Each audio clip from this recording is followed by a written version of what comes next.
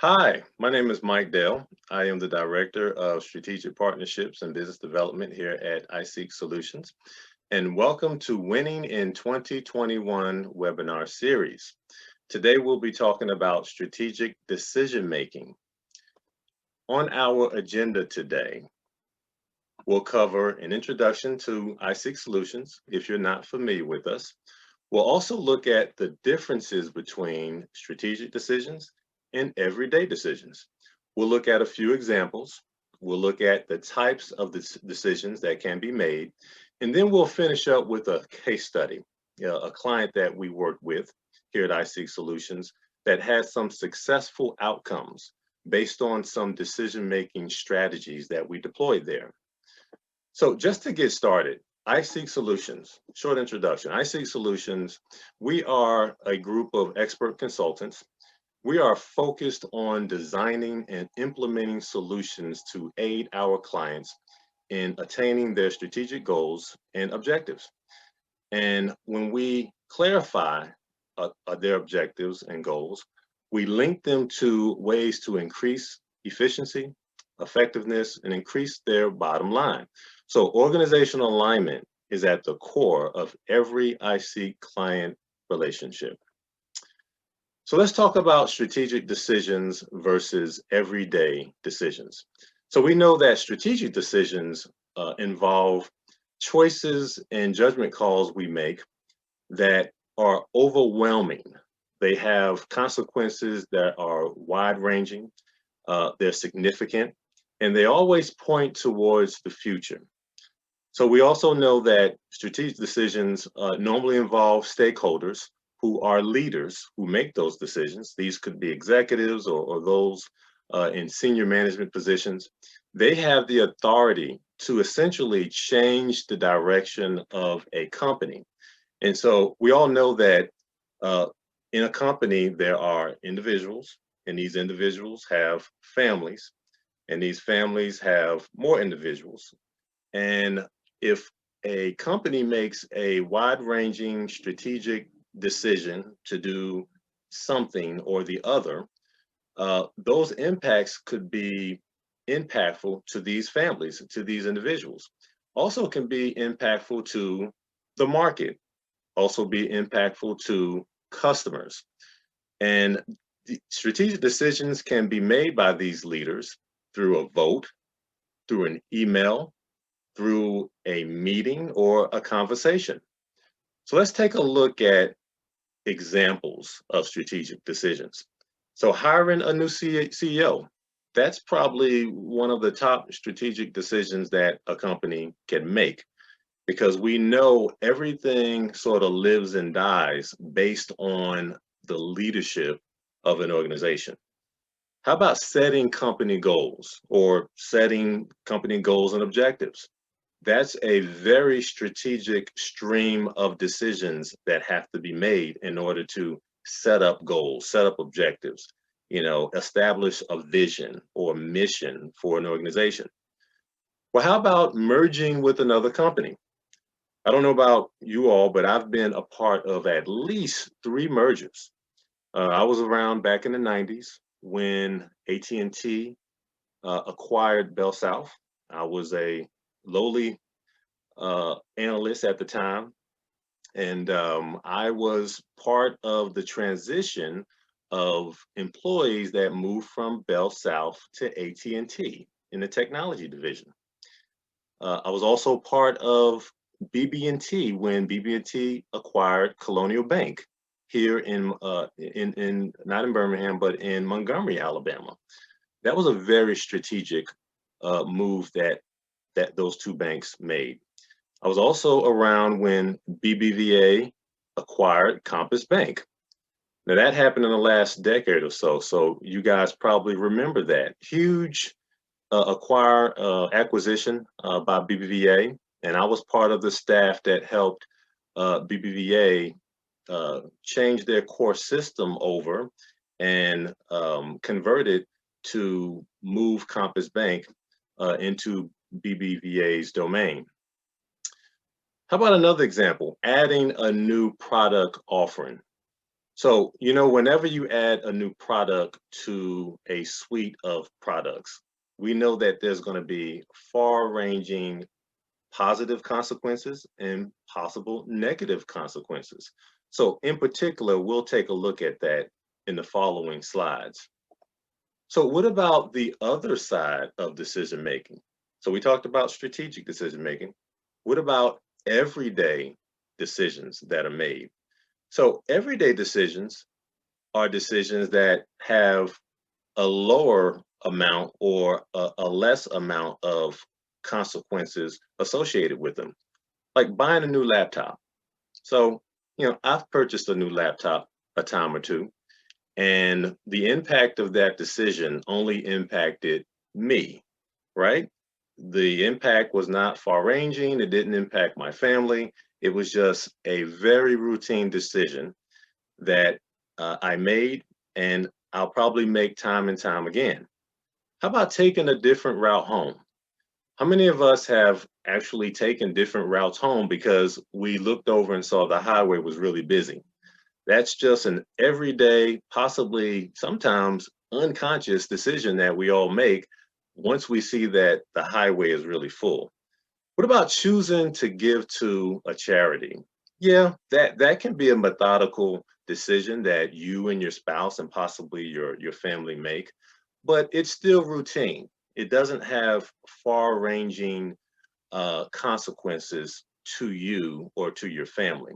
And then painting your kitchen another color, another routine decision that does not impact the futures or the well-being of others.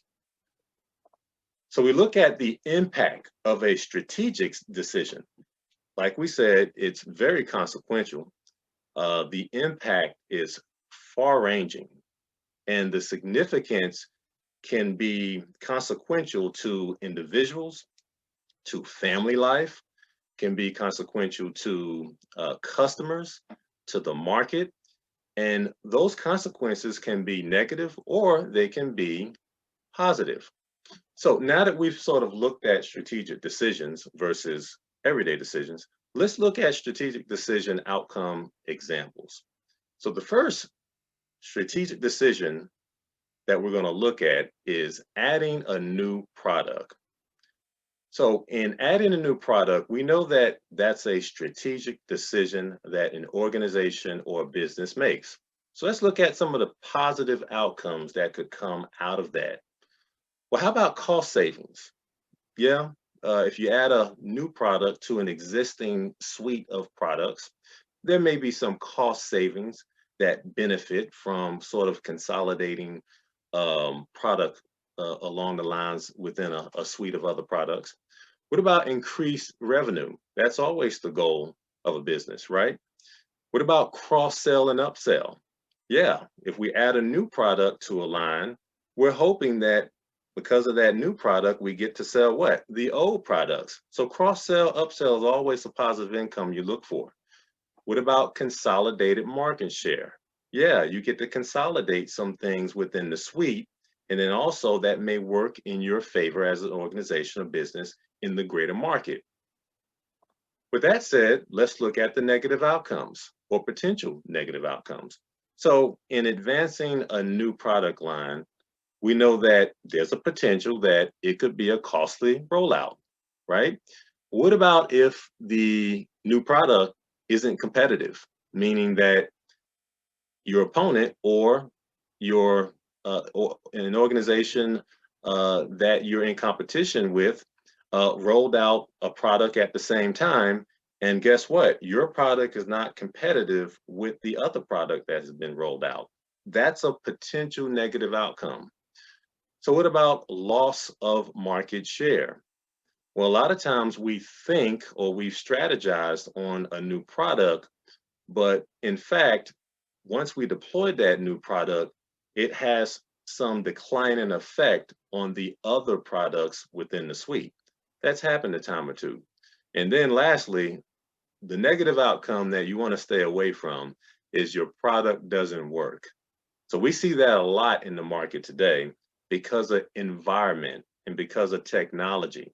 Just because a device works in one environment doesn't mean that it's going to work in another environment. So a lot of complaints these days that, hey, my product doesn't work because I put it on this laptop or I installed it on this phone. And your product gets a bad rap. Let's look at another example. We talked about merging with another company. And I shared with you that I've been a part of 3 mergers.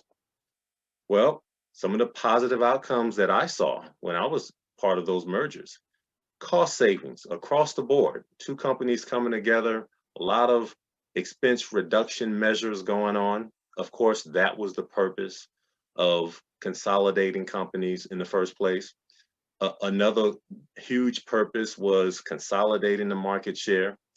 And then, of course, when you pull 2 companies together, you have labor force that's consolidated. So all the expertise and experience that was in 2 companies is now under one. Well, the other side of the coin of my merger experiences was you have the negative outcomes of a potential culture mix match. We all know that AT&T and Bell South were 2 different companies.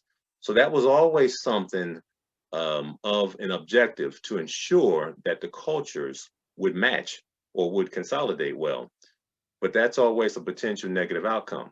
What about a negative market reaction? Sometimes the market is not up to speed or not wanting to have these 2 companies merging together and potentially having more of the market share.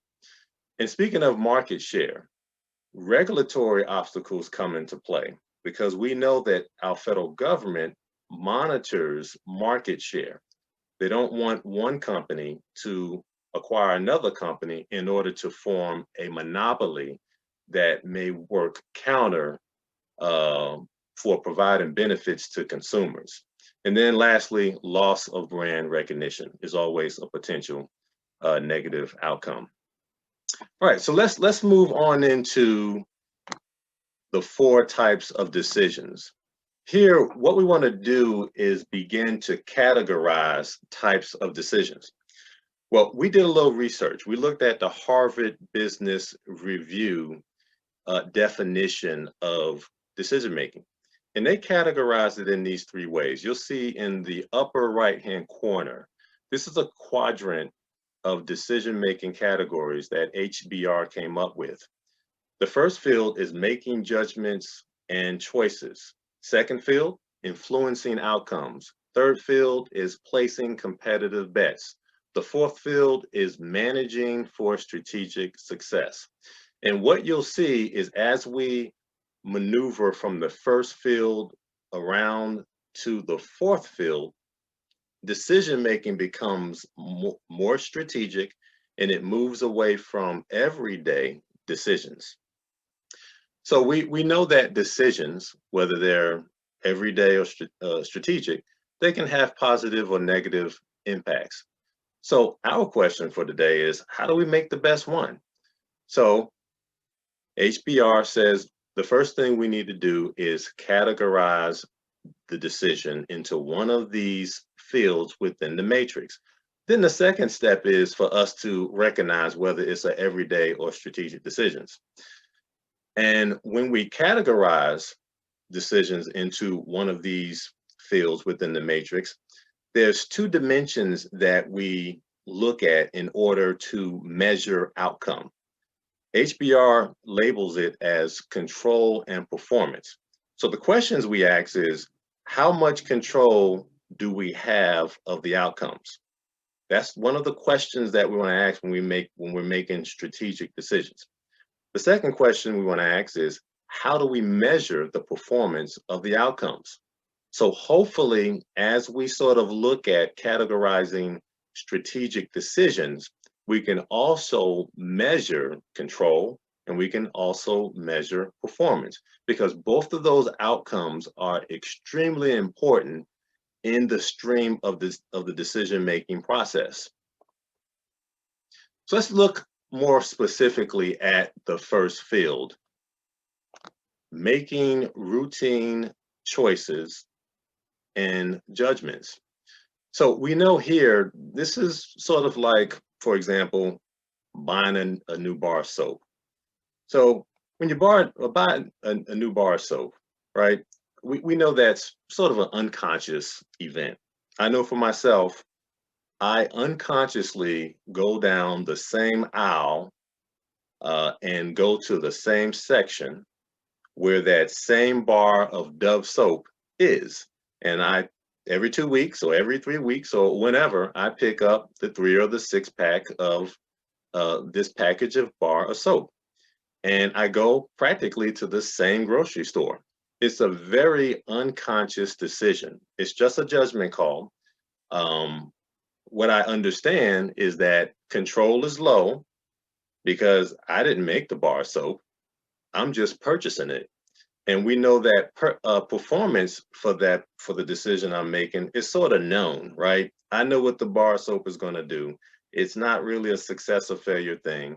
I'm not looking at what other shoppers are doing. I'm just making a judgment call based on what I know, based on what I've experienced this bar soap doing. So it's just a routine judgment call.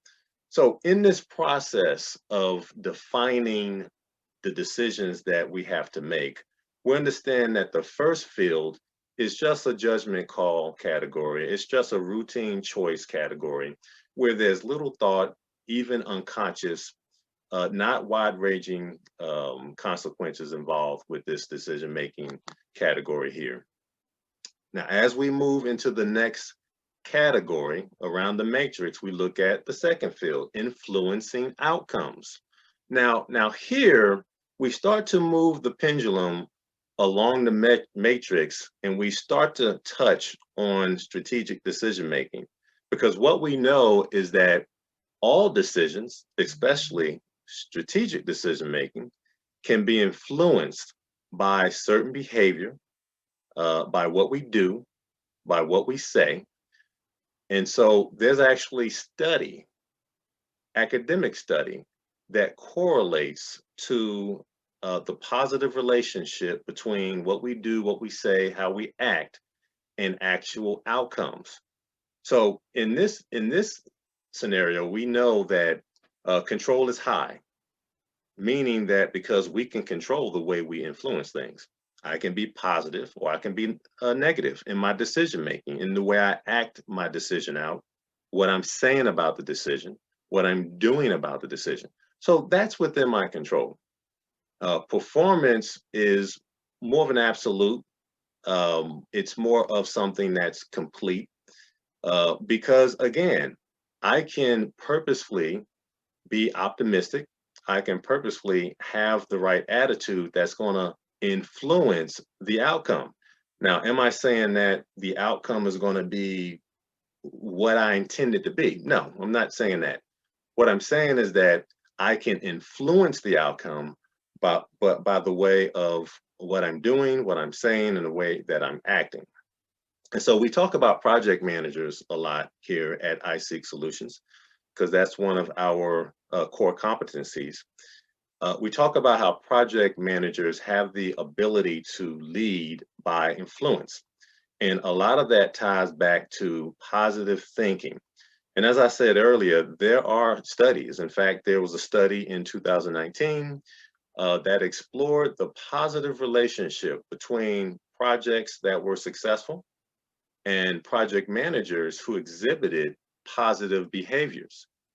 The results of the study actually showed where these successful projects were associated with project managers who had more of the positive attitude and positive aptitude than other project managers. So it's been proven that positive thinking can influence positive outcome.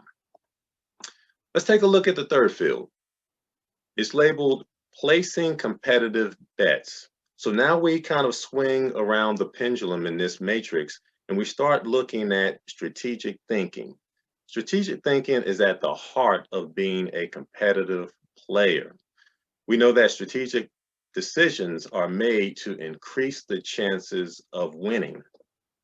So in this category, control is only low because we can't influence the opponent's move. Now, as we move sort of into strategic thinking, things become less absolute because we cannot predict or arbitrarily anticipate our opponent's move. If you take a look at some of the theories out there around gaming, in particular, there's a well-known illustration around game theory that looks at the attributes around the well-known game called rock, paper, scissors. So how many of you have played that game before? I know I have, many, many times. I remember when I was around the age of 12 or 13 and playing basketball on the court. And one of the ways that we determine who would get the ball first, right? We'd play rock, paper, scissors. And everybody knows, you should know, if you play rock, paper, scissors, that it's rock, paper, or scissors, and you get 3 chances at it. So in sort of this competitive nature of strategic decision making, this game, rock, paper, scissors actually comes into play because the way that we can kind of look at your opponents and the interactions that you're having with your opponent, you can kind of potentially predict what they're going to do next within a set of rules. So we know you have only 3 chances to do rock, paper, or scissors. And you also know that you can kind of look at what your opponent has done in the prior one or the prior 2 choices that they've made in the rock, paper, scissors. So there's some things that we can do to kind of help us understand what the performance of an outcome may be.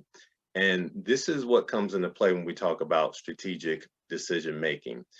We know that anticipating probability is really, really something that we need to take a strong look at because we know that performance is something that's really unpredictable. The last field is managing for strategic success. Now, we talked about the rock scissors game, which was funny, but now we sort of get into the crux of strategic decision making. This is really where the rubber meets the road. In this category, this is where there is the most significant and wide-ranging impact to individuals, a company, or its customers. For instance, we talked about how hiring a new CEO or merging with another company or adding a new product offering would be a far-ranging decision. And it is something that would have a strategic stream of decisions, sub-decisions involved with it. Now, we say that the control of making strategic decisions at this level is high, only because we normally make these type of decisions, strategic decisions, in a bubble, right? Meaning that within the organization, we take into account all the attributes of the qualifications of a CEO. We may look at all the functions and functionalities involved with a new product line that we're rolling out. We may do a due diligence and integration assessment, financial assessment, culture assessment on a company that we'd like to acquire. So all of those things kind of happen in a bubble, right? There's a high amount of control. But in terms of performance, the level of success is almost unpredictable. The only way that we can help the probability of a successful outcome is to know several things, to have reliable information and be able to evaluate that information with certain tools, certain methods, and certain processes. And we'll sort of talk about that in a moment or two. So we know that strategic decisions are not straightforward. You do need tools, you do need skills, you do need to understand the rules of the game, right? That there's a set amount of rules that we play in. And we need to understand that there's a stream of decisions that sort of line up to the greater decisions that have to be made.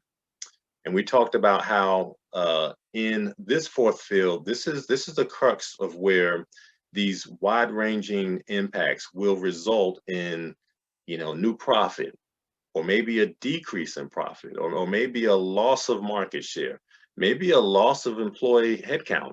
So this is where it's very consequential. The strategy that the strategic decision that's made in this category should be well thought out, number one, but number two, it should be made with the right tools in place, with the right skills in place, and the right information. So looking at those four categories, there's a couple of takeaways. One in particular, we know that one of the major reasons why projects typically fail in the United States and all over the world is because of bad information, or what we call in project management, poor requirements. Well, similarly, leaders fail to make the right choices because of bad decision-making tools.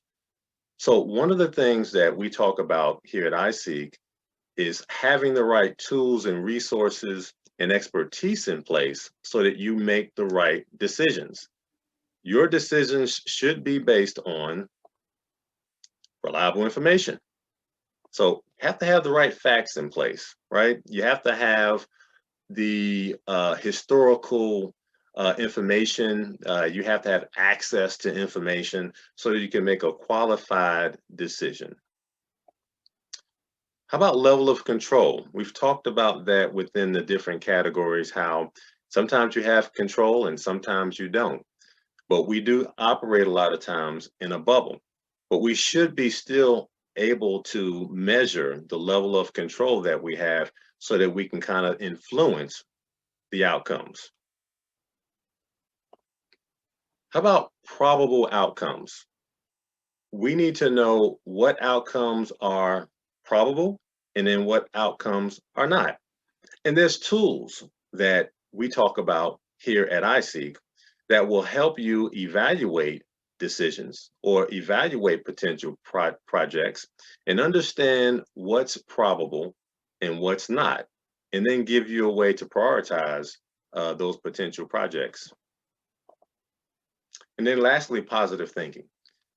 We showed how there's actually academic research out there and study that shows that positive thinking, the way that we think, act, and do, can influence the level of positive outcomes and the performance of those outcomes. So that's very important in the stream of decision making. Well, I wanted to kind of end with a case study. This is one of our clients, UAB. We work with UAB to help them improve upon their decision-making capabilities. We work with the UAB IT department. They needed to align their IT request evaluation process with the university's shared governance process. So we interview stakeholders, we assess the current department practices and procedures, and we proposed a robust IT governance framework with a customized decision matrix. And that's one of the tools that I talked about. Is we have at iSeek an iSeek decision matrix tool that helps our customers evaluate their decisions and prioritize those decisions given some of the facts and some of the information that's available. Here's the tool. And it's actually available online at www.iseeksolutionsinc.com. And this is just a screen print of the tool, but you'll see how it's customizable. We take into account all of the factors, all of the information available. We weight the assessment of those factors and the information. We score, and then we categorize that information. Now, this resource was proposed and customized for UAB IT to assist their stakeholders in balancing the value that's contrived from strategic decisions. And it also balances out the level of complexity. So the decision matrix is designed to not only score, but also help prioritize decisions based on the most benefits that you can get out of a request with the lowest amount of constraints. So really, you're looking to get the greatest bang for your buck. And that's what the iSeek project decision matrix allows you to do. So I hope you enjoyed this session of Winning in 2021 webinar series. If you'd like more information about strategic decision making or any of the tools, such as the decision matrix tool that I just showed you, or any of other tools, please go to iSeekSolutionsInc.com or contact us directly at info@iSeekSolutionsInc.com, or contact me directly at michael.dell@iSeekSolutionsInc.com. Thank you so much for watching. Have a great day.